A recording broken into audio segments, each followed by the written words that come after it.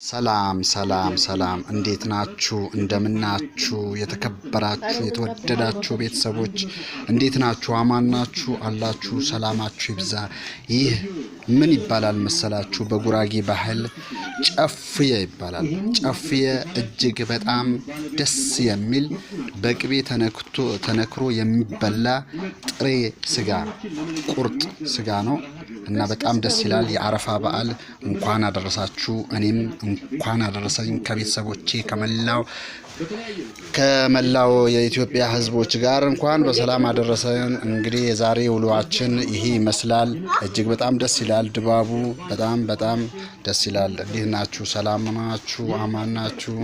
የዛሬ ውሎ በጣም ደስ ይላል። ይሄ የመጀመሪያ ቅምሻችን ነው። በዚህ ነው አሁን አፋችን እየፈታን ያለ ነው። በጣም ደስ ይላል። ሰላማችሁ ይብዛ። በጣም ነው የምወዳችሁ። ቻው ቻው ቻው ቻው።